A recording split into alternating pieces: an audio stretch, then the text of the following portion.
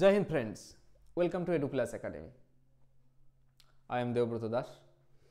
চলো তাহলে যে সিরিজ আমাদের চলছিল মধ্যকালীন ভারতের ইতিহাসে দিল্লি সালতানাতের, যার মধ্যে স্পেসিফিক্যালি আমরা কোথায় রয়েছি না তুগলক ডাইনেস্টিতে রয়েছি, এবং তুগলক ডাইনেস্টির আমরা অলরেডি দুজন চরিত্র, দুজন সুলতানকে আমরা পড়ে ফেলেছি, যার মধ্যে গিয়াসউদ্দিন তুগলক, দিল্লির সালতানাতে তুগলক ডাইনেস্টির যে ফাউন্ডার, যে প্রতিষ্ঠা করেছে তাকে, এবং সবথেকে বেশি চর্চিত এবং সবথেকে এই তুগলক ডাইনেস্টির সবথেকে যে আলোচিত যে চরিত্র মোহাম্মদ বিন তুগলককে আমরা অলরেডি পড়ে ফেলেছি।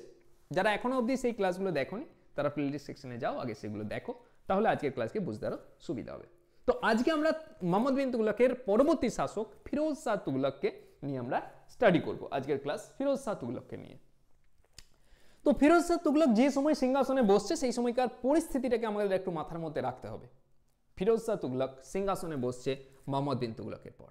মোহাম্মদ বিন তুগলক রাজ্যের যে অর্থনৈতিক কাঠামো সেটাকে পুরো ভেঙে দিয়ে গেছে, অর্থাৎ রাজকোষ পুরো ফাঁকা করে দিয়ে গেছে। ক্লিয়ার? ফলত দিল্লির মানুষজন একটা অসন্তোষের শিকার, দিল্লির মানুষজন একটা হাঁপ ছেড়ে বাঁচার মতো শিকার। কিন্তু পরবর্তী যে শাসক তাকে কি হতে হবে? পাওয়ারফুল হতে হবে। পরবর্তী শাসক যদি পাওয়ারফুল না হয় তাহলে নানান জায়গা থেকে রিভল্ট আসতে পারে, নানান জায়গার শাসকরা নিজেদেরকে স্বাধীন শাসক হিসাবে ঘোষণা করবে। তো ফিরোজ শাহ তুগলক এই সিচুয়েশনে সিংহাসনে বসছে। সিংহাসনে বসে তার সামনে যে সমস্যা, তার সামনে যে বাধাগুলো রয়েছে সেটা তিন ধরনের বাধা। এক বলতে পারো দিল্লির জনগণকে খুশি করতে হবে। প্রথম কথা, প্রথম বাধা দিল্লির জনগণ। দিল্লির জনগণকে খুশি করতে হবে। যে সমস্ত আমির উলেমা, যে সমস্ত আমিররা আছে, অর্থাৎ দিল্লির যে অভিজাত সম্প্রদায় যারা আছে তাদেরকে খুশি করতে হবে। তারা পাওয়ারফুল, তারা খুশি থাকলে তবেই সুলতান হিসাবে সে পাওয়ারফুল থাকবে। এবং এর সাথে সাথে ধার্মিক ব্যাপারের সাথে যারা জড়িত, অর্থাৎ উলেমা যারা আছে তাদেরকেও খুশি করতে হবে। তাহলে এই তিন বাধা বা তিন সমস্যার সম্মুখীন হচ্ছে ফিরোজ শাহ তুগলক, মোহাম্মদ বিন তুগলকের চাচাতো ভাই ফিরোজ শাহ তুগলক। তো ফিরোজ শাহ তুগলক সিংহাসনে বসে বসেই প্রথম দিল্লির জনগণকে কিভাবে খুশি করবে? দিল্লির জনগণকে যে লোন, যে ঋণ দিয়েছিল মোহাম্মদ বিন তুগলক, সিংহাসনে বসে ফিরোজ শাহ তুগলক সেই ঋণকে মকুব করে দেয়। বলে দিল্লির জনগণকে যে লোন তোমরা নিয়েছিলে সেই লোন তোমাদের কাজ শোধ করতে হবে না, চলো মকুব করে দেওয়া হলো। ফলত দিল্লির জনগণ খুশি, তাদের সমস্ত লোন মকুব হয়ে গেল। দ্বিতীয়, যে সমস্ত আমির যারা ছিল, অভিজাত সম্প্রদায়ের যারা ছিল, এই অভিজাত সম্প্রদায় তারা ম্যাক্সিমাম জায়গায় ইক্তেদার হিসাবে নিযুক্ত ছিল। ইক্তেদার কাদের বলেছি আমরা? না যাদেরকে কিছু পরিমাণ ল্যান্ড গ্রান্ট করা হতো, কিছু পরিমাণ জমি তাদের অধীনে থাকতো, সেই জমির কে রক্ষা করার জন্য তারা কিছু পরিমাণ সেনাও রাখতে পারত, এবং ওই জমি থেকে যে পরিমাণ ট্যাক্স রেভিনিউ সে কালেক্ট করতো তার একটা পার্সেন্টেজ সুলতানের কাছে যেত। এবং এই ইক্তেদারি সিস্টেম কি ছিল? ট্রান্সফারেবল ছিল। আজকে তোমাকে বিহারের ইক্তেদার দেওয়া হয়েছে, কাল বাংলার ইক্তেদার দেওয়া হবে। এইভাবে ট্রান্সফারেবল জব ছিল, যেটা সুলতানের উপর ডিপেন্ড করত। কিন্তু এই ফিরোজ শাহ তুগলক সিংহাসনে বসে বসে ইক্তেদারি যে সিস্টেম বা ইক্তেদার প্রথাকে বংশানুক্রমিক করে দেয়, অর্থাৎ যে ইক্তেদার আছে তার ছেলেও পরবর্তী ইক্তেদার হবে, এবং তার ছেলেও পরবর্তী ইক্তেদার হবে। অর্থাৎ ভাবো আজকের দিনে কোনো বিশেষ অফিসার, ডব্লিউবিসিএস অফিসার, তার ছেলেকে যদি বলা হয়, ডব্লিউবিসিএস অফিসারকে যদি বলা হয় যে তার ছেলেকে আর বিশেষ পরীক্ষায় বসতে হবে না, তার ছেলে অটোমেটিক্যালি কি হয়ে যাবে? বিশেষ অফিসার হয়ে যাবে, তার ছেলে ওইভাবে হতে থাকবে। ফলত অভিজাত বর্গ খুশ, ইক্তেদাররা খুশ। ক্লিয়ার? তারাও খুশি। সেটাকে হেরিডিটারি বেসিসে করে দেওয়া হয়, বংশ পরম্পরায় এই সিস্টেমকে করে দেওয়া হয়। ক্লিয়ার? তাহলে দুই বর্গ খুশি, এক আম জনতা পাবলিক, আর এক হচ্ছে যারা খাস জনতা, দ্যাট মিনস আমির বর্গ, যারা ইক্তেদার, তাদের সাপোর্ট। তিন নম্বর সাপোর্ট যারা ধর্মের সাথে জড়িত ছিল, অর্থাৎ উলেমা যারা ছিল, তাদেরকে খুশি করতে হবে। তাদেরকে খুশি কিসের মাধ্যমে হবে? ধার্মিক খোঁচার মাধ্যমেই হবে। তাদেরকে খুশি করার জন্য একই ঘোষণা করে দিল্লির যে টেরিটরি, অর্থাৎ দিল্লি সালতানাতের যে টেরিটরি ছিল তাকে ইসলামিক রাষ্ট্র হিসাবে ঘোষণা করে, দারুল ইসলাম হিসাবে ঘোষণা করে, ইসলামিক রাষ্ট্র, ইসলামিক টেরিটরি হিসাবে ঘোষণা করে। এর সাথে সাথে ইসলামের শরীয়ত নিয়ম অনুযায়ী যে 4 ধরনের ট্যাক্সের সিস্টেম ছিল, জাজিয়া, জাকাত, খারাজ, খুমস, এই 4 ধরনেরই কেবল ট্যাক্সেশন সিস্টেম রাখে এবং বাকি যে সমস্ত ট্যাক্সেশন ছিল সেগুলোকে মার্জ করে দেওয়া হয় এর আন্ডারেই। অর্থাৎ শরীয়ত নিয়ম অনুযায়ী আমি চলছি, প্লাস রাষ্ট্রকে ইসলামিক রাষ্ট্র হিসেবে ঘোষণা করছি এবং এর সাথে সাথে সরকারি কোষাগারকে পূর্তি সাধন করার জন্য যে সমস্ত মন্দির আছে সেই মন্দিরকে লুণ্ঠন করা, মন্দিরকে লুট করে সেখান থেকে ধন সম্পত্তি নিয়ে আসা। মন্দিরকে লুণ্ঠন এক মেন কারণ কি হতে পারে না, সরকারি কোষাগারকে পূর্তি সাধন করার জন্য, সরকারি কোষাগারকে বাড়ানোর জন্য। তার সাথে সাথে ধার্মিক একটা কনসেপ্টের সাথে জড়িয়ে যাচ্ছে, যে একসাথে দুটো কাজ হয়ে যাচ্ছে। যারা উলেমা ছিল তারাও খুশি। এর আমরা নিদর্শন আমরা দেখেছি, পুরীর জগন্নাথ মন্দিরকে কে লুট করেছিল না, এই ফিরোজ শাহ তুগলক লুট করেছিল। আর এই খুব স্বাভাবিক ব্যাপার, সরকারি কোষাগারে যেখানে ঘাটতি সেখানে কোষাগারকে পূর্তি সাধন করতেই হবে। আর সেই সময় ধন সম্পত্তির কেন্দ্রবিন্দু কোথায় ছিল? বিভিন্ন মন্দির ছিল। আমরা এর আগে থেকে দেখে আসছি, সোমনাথ মন্দির থেকে দেখে আসছি 1025 ক্লিয়ার। তো এইভাবে সমস্ত কিছুর সাপোর্ট এ অর্জন করে। এর সাথে সাথে আরেকটা পলিসি নেয়, বলে দক্ষিণ ভারতকে ডাইরেক্ট আমার কন্ট্রোলে ধরে রাখাটা পসিবল নয়। একদম উত্তর ভারত, কাশ্মীর থেকে শুরু করে দক্ষিণে মাদুরাই অবধি আমার কন্ট্রোলে ধরে রাখাটা পসিবল নয়। ফলত দক্ষিণ ভারতের যে সমস্ত শাসকরা নিজেদেরকে স্বাধীন শাসক হিসাবে ঘোষণা করছে তাদের করতে দাও, লেট দেম গো। আমার কাছে যেটুকু আমি ডাইরেক্ট অ্যানেক্সেশনের মধ্যে রাখতে পারবো সেটা হচ্ছে উত্তর ভারত। তো নর্থ ইন্ডিয়াকে খুব ভালোভাবে পাওয়ারকে কনসলিডেট করে আমি সেটুকু জায়গা কি ভালোভাবে রাজ করব, এই পলিসি অবলম্বন করে ফিরোজ শাহ তুগলক। ক্লিয়ার? চলো দেখবো এক এক করে এর সাথে ইম্পর্টেন্ট কি কি জিনিস জড়িয়ে আছে। ক্লিয়ার? বেশ। যাই হোক, মোহাম্মদ বিন তুগলকের যে ঠাট্টায় যে বিদ্রোহ দমন করার সময় যে এ মারা যাচ্ছে মোহাম্মদ বিন তুগলক, তারপর দিল্লির গদিতে কে বসছে? ফিরোজ শাহ তুগলক সিংহাসনে বসছে। এই সিংহাসনে বসে বসেই বেশ কিছু প্রবলেমের সম্মুখীন হচ্ছে। Firoz had to face many problems. কি কি প্রবলেম আমি বলেছি, ম্যাক্সিমাম সমস্ত প্রবলেম আমি বললাম এখানে। তো যাই হোক, উত্তর ভারতকে কনসলিডেট করে রাখার কথা ভাবে এবং দক্ষিণ ভারতের যারা নিজেদেরকে স্বাধীন শাসক হিসাবে ঘোষণা করছিল তাদেরকে বলে চলো ঠিক আছে, সেদিকে অত মন খারাপ করার দরকার নেই, লেট দেম গো। আমি যেটুকু মনে রাখতে পারছি সেটুকুই যাব, বেশি আমাকে ডিটেলসে যাওয়ার প্রয়োজন নাই। মেবি অ্যাজ অ্যান অ্যাসপিরেন্ট হিসাবে এইভাবেই বোঝানো সব থেকে বেটার মনে হয়। ঠিক আছে, বেশ। যাই হোক, হি লেড টু আনসাকসেসফুল ক্যাম্পেন। বাংলায় দুটো ব্যর্থ অভিযান পরিচালনা করে। ঠিক আছে, যার ফলস্বরূপ বাংলাও দিল্লি সালতানাতের হাত থেকে কি হয়ে যায়? বেরিয়ে যায়। এই ফিরোজ শাহ তুগলককে কি বলা হয়? আগেই বলেছি, আকবর অফ দিল্লি সালতানাত বলা হয়। দিল্লির সুলতানি যুগের আকবর কাকে বলা হয়? ফিরোজ শাহ তুগলক। পরীক্ষায় এসে থাকে। আর একটু ডিটেলসে গেলে পরীক্ষায় কি প্রশ্ন এসে থাকে? কে আখ্যা দিয়েছিল ফিরোজ শাহ তুগলককে দিল্লির সুলতানি যুগের আকবর? অ্যান্সার কি হবে? Henry Elliot and Elphinstone. Henry Elliot and Elphinstone, এই দুজন ব্যক্তি এই ফিরোজ শাহ তুগলককে দিল্লির সুলতানি যুগের আকবর হিসাবে ঘোষণা করেছিল। ক্লিয়ার? আচ্ছা বলো তো, কাশ্মীরের আকবর কাকে বলা হয়? Who was called the Akbar of Kashmir? Answer কি হবে? কমেন্ট সেকশনে জানাও যে কাশ্মীরের আকবর কাকে বলা হয়।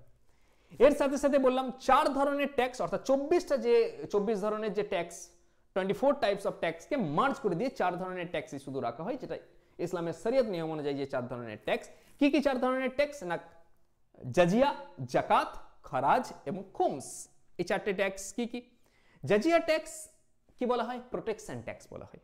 অর্থাৎ নন মুসলিমরা অ্যাজ এ প্রোটেকশন ট্যাক্স হিসাবে মুসলিমদেরকে টাকা দেবে। কেন এই ধরনের সিস্টেম এসছে? ইতিহাসে পড়ে থাকবে যে জাজিয়া ট্যাক্স কোন সময় কোন শাসক আকবর কি করছে, জাজিয়া ট্যাক্স তুলে দিচ্ছে, ফের ঔরঙ্গজেব জাজিয়া ট্যাক্স ইম্পোজ করছে। এই ধরনের জাজিয়া ট্যাক্স বলবো সব থেকে বেশি ভাইরাল বা সব থেকে বেশি শোনা যায় জাজিয়া ট্যাক্সকে নিয়ে মানুষ কথা হামেশাই বলে। কিন্তু জাজিয়া ট্যাক্সকে কেন কোনো শাসক তুলে দিচ্ছে বা কেন ইম্পোজ করছে তার পিছনে কোনো না কোনো লজিক তো থাকবে। Jizya tax as a protection tax বলছি, তাহলে ভাবতে হবে যে সময়কালে জাজিয়া ট্যাক্স লাগানোর কথা আমি দেখছি সেই সময়ে মেজর যে পপুলেশন সেটা হচ্ছে নন মুসলিম এবং শাসক গোষ্ঠী তো প্রোটেকশন দিচ্ছে, শাসক গোষ্ঠী কিন্তু মুসলিম। তাহলে সেই যেহেতু শাসক গোষ্ঠী নন মুসলিমদেরকে প্রোটেকশন দিচ্ছে, সেই কারণে নন মুসলিমকে কি করতে হবে? তার পরিবর্তে একটা টাকা অ্যাজ এ ট্যাক্স হিসাবে পে করতে হবে শাসক গোষ্ঠীকে, যেটাই হচ্ছে জাজিয়া ট্যাক্স। কিন্তু এতদিন অবধি জাজিয়া ট্যাক্স নন মুসলিমদের কাছ থেকে নেওয়া হলো, পুরোহিত বর্গের কাছ থেকে কোনোদিনই কালেক্ট করা হয়নি। কিন্তু ফিরোজ শাহ তুগলকি দিল্লি সালতানাতের প্রথম সুলতান যে জাজিয়া ট্যাক্স পুরোহিতদের উপরেও ইম্পোজ করবে। আকবরের সময়ে গিয়ে এই জাজিয়া ট্যাক্সকে কেন তুলে দেওয়া হয়েছিল? কারণ আকবরের সময় এই রাজার যে সেনাবাহিনী সেখানে শুধু মুসলিমরাই আর ভর্তি থাকছে না, মুসলিমরাই থাকছে না, সেখানে মনসবদারি সিস্টেম আমরা দেখেছি, বহু রাজপুত এর অধীনে অ্যাজ এ কর্মচারী হিসাবে ছিল। অর্থাৎ শুধুমাত্র প্রোটেকশন মুসলিমরাই দিচ্ছে না, সেনাতে শুধু মুসলিমই থাকছে না, সেখানে নন মুসলিমরাও সেখানে ইনক্লুড হয়ে যাচ্ছে। ফলত আর সেই কনসেপ্ট চলছে না যে মুসলিমরা নন মুসলিমদেরকে প্রোটেকশন দিচ্ছে, কারণ নন মুসলিমদের প্রতিনিধি প্রোটেকশন দেওয়ার জন্য সেখানে মজুদ আছে। ফলত জাজিয়া ট্যাক্স আর এক্সিস্ট করছে না। এইভাবে ভাবতে হবে। ক্লিয়ার? আচ্ছা চলো, তো যাই হোক, জাজিয়া ট্যাক্সের কথা বললাম। জাজিয়া হচ্ছে তোমার প্রোটেকশন ট্যাক্স, সুরক্ষা ট্যাক্স। জাকাত কি করা হয় না, মুসলিমদের তোমার আয়ের কিছু পার্সেন্টেজ একটা দান করতে হয়, সেটাকে বলা হয় জাকাত। তাদের যে পরিমাণ আয় তারা করছে তার একটা পোর্শন তাদেরকে দান করতে হয়, সেটা হয় জাকাত। খারাজ কি? খারাজ যে পরিমাণ প্রডিউস তারা এগ্রিকালচারাল প্রডিউস করছে তার 10% কি দিতে হবে, অ্যাজ এ ট্যাক্স হিসাবে সরকারকে দিতে হবে, রাজাকে দিতে হবে, সেটা হচ্ছে খারাজ। আর খুমসের নিয়ম তোমাদের আগে আমি রিপিট করেছি আগের ক্লাসে। মানে যে পরিমাণ লুট করা যে সামগ্রী আসবে, সেটা মেবি জিহাদের নামে হোক, মেবি যে কোনো হিসাবেই হোক, যে পরিমাণ লুট করা সামগ্রী নিয়ে আসা হবে, সেই লুট করা সামগ্রীর 5 ভাগের 1 ভাগ কে রাখবে? 5 ভাগের 1 ভাগ রাজাকে দেবে এবং বাকি 4 ভাগ যার দ্বারা লুট হয়েছে সেই সেনা নিজের কাছে রাখবে। এটা হচ্ছে খুমসের নিয়ম। এই খুমসের নিয়মকে চেঞ্জ করা হয়েছিল আগে, যার জন্য নিউ মুসলিমের আবির্ভাব হয়েছিল, নিউ মুসলিম এই শ্রেণীর সৃষ্টি হয়েছিল এবং ফের এই খুমসের নিয়মকে চেঞ্জ করা হয়েছিল, বলেছিলাম সেই সমস্ত জিনিসগুলো। ঠিক আছে, চলো পরবর্তী স্লাইডে যাই। তাহলে 4 ধরনের ট্যাক্স আমরা এখানে দেখলাম, জাজিয়া, জাকাত, খারাজ আর খুমস। এই প্রথম সুলতান যে কি করে না, ইরিগেশন ট্যাক্স, যেটা 1/10 পরিমাণ ট্যাক্স নেওয়া হতো, ঠিক আছে, 1/10% 10 ভাগের 1 ভাগ যে ট্যাক্স, সেটাকে বলা হচ্ছে ইরিগেশন ট্যাক্স আরোপ করেছিল, যেটাকে বলা হচ্ছে সার্ভ, SHARV, সার্ভ বলে ইরিগেশন ট্যাক্স বলে এক ধরনের ট্যাক্স ইম্পোজ করেছিল। বলেছিলাম এই প্রথম সুলতান হবে যে বাগান বা উদ্যান পালন বা হর্টিকালচার কে অনেক বেশি প্রায়োরিটি দিয়েছিল। প্রচুর পরিমাণ ফলের বাগান, ফুলের বাগান নানান জায়গায় নির্মাণ করেছিল, এগ্রিকালচার ফিল্ডে কাজ করেছে ফিরোজ শাহ তুগলক। ঠিক আছে, একে কি বলা হয়? লাভার অফ গার্ডেন্স বলা হয়। কি বলা হয়? Lover of gardens, lover of gardens পরীক্ষায় এসে থাকে। লাভার অফ গার্ডেন্স বলা হয় কাকে? বলা হয় ফিরোজ শাহ তুগলক। ক্লিয়ার? এছাড়াও ক্যানেল নির্মাণের কাজ, যেটা কে শুরু করেছিল বলো? গিয়াসউদ্দিন তুগলক স্টার্ট করেছিল, যেটা ফিরোজ শাহ তুগলকের দ্বারাও কি করা হয়, অনেক এটাকে আরো বাড়ানো হয়। ঠিক আছে, canals from Yamuna to Hisar. Hisar Himachal প্রদেশে একটা জায়গা, সরি হিসার হচ্ছে হরিয়ানার একটা জায়গা, এছাড়া সুতলেজ টু হানসি 200 কিলোমিটারের একটা ক্যানেল নির্মাণ, এখানে 150 কিলোমিটারের একটা ক্যানেল নির্মাণ করেছিল। ঠিক আছে, এছাড়া যে সমস্ত অমানবিক শাস্তি, নাক কেটে নেওয়া, কান কেটে নেওয়া, আঙুল কেটে নেওয়া, এই সমস্ত অমানবিক যে শাস্তিগুলো, সেগুলো এ বন্ধ করে দিয়েছিল। এছাড়া চ্যারিটি পারপাসের জন্য চ্যারিটি বিভাগও নির্মাণ করেছে, বিনামূল্যে চিকিৎসা ব্যবস্থা, ঠিক আছে, অর্থাৎ পাবলিক হসপিটাল নির্মাণ করা, যেটাকে বলা হতো দার উল সিফা, এরও নির্মাণ করেছিল। ঠিক আছে, এছাড়া গণবিবাহ দেওয়ার সিস্টেম, অর্থাৎ পোর যারা মুসলিম আছে, তার যারা বিয়ে দিতে সমর্থ নয়, তাদের জন্য ম্যারেজ ব্যুরো এস্টাবলিশ করেছিল। ঠিক আছে, এছাড়া department, separate department of public works বলেও একটা আলাদা ডিপার্টমেন্ট সে এস্টাবলিশ করে। ঠিক আছে, বেকারদের কর্মসংস্থান দেওয়ার জন্য এ কি করে না, যে সরকারি বা যে রাজার যে কারখানা, প্রচুর কারখানা নির্মাণ করা হয়েছিল, যেখানে বেকারদের সে চাকরি দেওয়া হয়েছিল। ঠিক আছে, এর অধীনে সবথেকে বেশি পরিমাণ দাস, number of slaves, huge number of slaves কার অধীনে ছিল? ফিরোজ শাহ তুগলক। পরীক্ষায় এসেছে আগে যে দিল্লির কোন সুলতানের অধীনে সবথেকে বেশি পরিমাণ দাসকে দেখতে পাচ্ছি, সবথেকে বেশি পরিমাণ স্লেভ বা কর্মচারী দেখতে পাচ্ছি, সেটা অ্যান্সার হবে ফিরোজ শাহ তুগলক। এবং এই দাসদেরকে রেগুলেট করার জন্য সেপারেট ডিপার্টমেন্টও এস্টাবলিশ করেছিল, যার নাম হচ্ছে দিওয়ান-ই-বন্দেগান। ডিপার্টমেন্টের নাম কি? দিওয়ান-ই-বন্দেগান। বন্দেগানি চাহেলগান কিন্তু আলাদা, বা চল্লিশা আলাদা, সেটা ইলতুৎমিশ তৈরি করেছিল, কিন্তু এখানে অ্যান্সার হচ্ছে দিওয়ান-ই-বন্দেগান। কে নির্মাণ করেছিল? ফিরোজ শাহ তুগলক। যেখানে অফিসার ইনচার্জ কে থাকতো না, ওয়াকিলে দার ছিল এখানকার অফিসার ইনচার্জ। নেক্সট যে ইম্পর্টেন্ট ইভেন্ট, সেটা হচ্ছে কুতুব মিনারকে ফের পুনর্নির্মাণ করা, যে ফোর্থ স্টেয়ার, চতুর্থ ধাপ যেটা ছিল কুতুব মিনারের, সেটাকে নতুন করে নির্মাণ করা হয়। কেন না, এর আগে কুতুব মিনার দেখেছি আমরা কুতুবুদ্দিন আইবক স্টার্ট করেছিল কিন্তু ইলতুৎমিশের দ্বারা শেষ হয়েছিল। পরে কুতুব মিনারের ওপর বজ্রপাত হয়, লাইটনিং ঘটে এবং কুতুব মিনারের কিছু পোর্শন ক্ষতিগ্রস্ত হয়। সেটাকে ফের রিপেয়ার করার কাজ কে করেছিল? ফিরোজ শাহ তুগলক রিপেয়ার করেছিল, তার সাথে সাথে চতুর্থ ধাপটা নির্মাণও করেছিল। ক্লিয়ার? তো এই জায়গাটা ইম্পর্টেন্ট। এর সাথে সাথে অশোকান পিলার, অশোকান পিলারকে কি নিয়ে আসে না, দুটো অশোকান পিলারকে নিয়ে এসে দিল্লিতে ফের পুনর্প্রতিস্থাপিত করা হয়। দেখবো আমরা, আসবে নিশ্চয়ই এখানে আমাদের স্লাইডে। আচ্ছা, এর আগে দেখো ফিতুহাত ই ফিরোজ শাহী, ফিতুহাত ই ফিরোজ শাহী এটা হচ্ছে এরই অটোবায়োগ্রাফি, আত্মজীবনী। ফিরোজ শাহ তুগলকের আত্মজীবনীর নাম কি? ফিতুহাত ই ফিরোজ শাহী। ক্লিয়ার? এছাড়া 3টে কলেজ, 30টা শিক্ষা প্রতিষ্ঠান, এই সমস্ত নির্মাণ তো করেছিলই।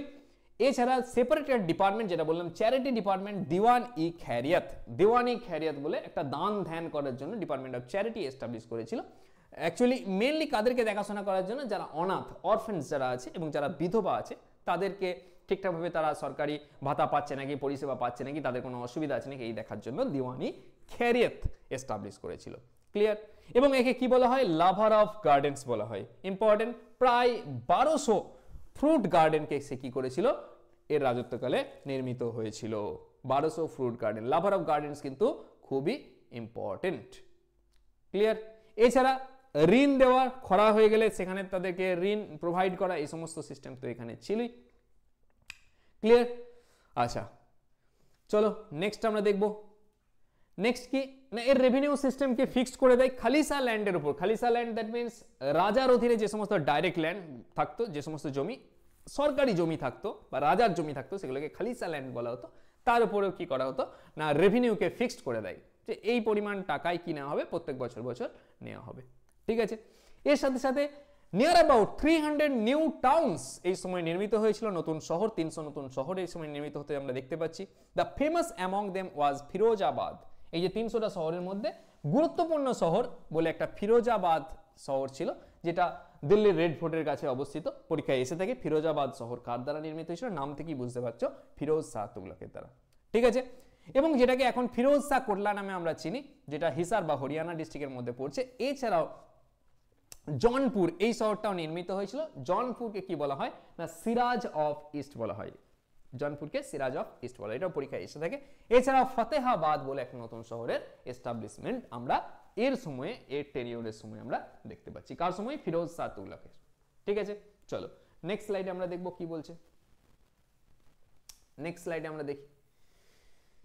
নেক্সট, দ্য জামি মসজিদ। দ্য জামি মসজিদ was one of the largest মস্ক in the Tughlaq Times. ঠিক আছে? জামি মসজিদ এর সময়ে, সেই সময়কার সবথেকে বৃহত্তম মসজিদ হিসাবে স্বীকৃত ছিল। এছাড়া ওই যে বললাম, দুটো অশোকান পিলারকে দিল্লিতে আনার ব্যবস্থা করেছিল। কোথা কোথা থেকে অশোকান পিলার নিয়ে আসা হয়েছিল? একটা টোপরা থেকে নিয়ে আসা হয়েছিল অশোকান পিলার, আর একটা মেরুট থেকে নিয়ে আসা হয়েছিল। ঠিক আছে? একটা টোপরা আর একটা মিরাট থেকে দুটো অশোকান পিলার নিয়ে এসে এক ফিরোজাবাদে কি করা হয় না, ফিরোজাবাদ নতুন শহরটা এর দ্বারাই এস্টাবলিশ করা হয়েছিল এবং ফিরোজাবাদে ওই দুটো অশোকান পিলারকে এসে পুনর্প্রতিষ্ঠিত করা হয়, যেটা still stand at Kotla Firoz Shah and Delhi university, যেটাকে হিন্দু রাও হসপিটাল বলে থাকি। সেখানে আমরা এখনো সেই পিলারকে দেখতে পাবো। ক্লিয়ার? আচ্ছা, চলো। আচ্ছা, বেশ কিছু জনা এর পৃষ্ঠপোষকতা লাভ করেছে, যার মধ্যে জিয়াউদ্দিন বার্নির নাম ইম্পর্টেন্ট। জিয়াউদ্দিন বার্নির লেখা বইটা পরীক্ষায় এসে থাকে। জিয়াউদ্দিন বার্নির লেখা বইয়ের নাম তারিক-ই ফিরোজ শাহী অ্যান্ড ফতুহাত ই জাহানদারি। এই দুটো বই ইম্পর্টেন্ট, পরীক্ষায় বহুবার এসছে। তারিক-ই ফিরোজ শাহী কার লেখা? জিয়াউদ্দিন বার্নির লেখা। ফতুহা-ই জাহানদারি কার লেখা? ফিরোজ শাহ তুগলকের লেখা। ঠিক আছে? বেশ। এছাড়া শামস-এ সিরাজ বলে একজন ছিল, যে ফিরোজ শাহ তুগলকের আমলে অফিসিয়াল হিস্টোরিয়ান ছিল। ঠিক আছে? সরকারি ঐতিহাসিক বা অফিসিয়াল হিস্টোরিয়ান যে ছিল, শামস-এ সিরাজ বলে। ক্লিয়ার? বেশ, ক্লিয়ার। চলো আর কি দেখি, ইম্পর্টেন্ট কিছু আছে নাকি?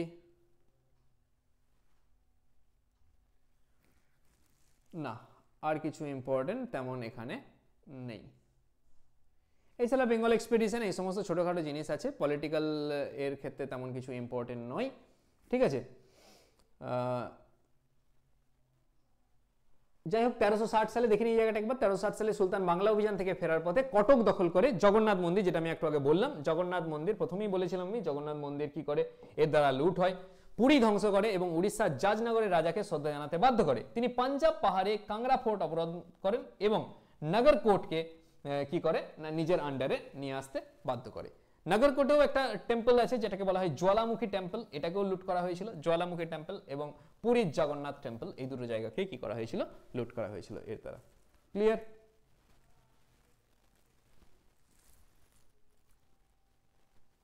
বেশ,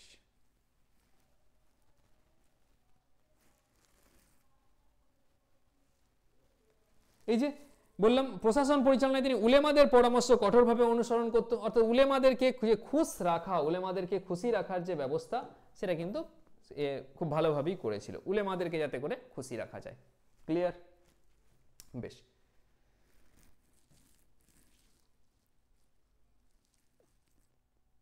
চলো আর কিছু তেমন এর আন্ডারে নেই। ফিরোজ শাহ তুগলকের থেকে আমি আর কিছু ইম্পর্টেন্ট কিছু দেখতে পাচ্ছি।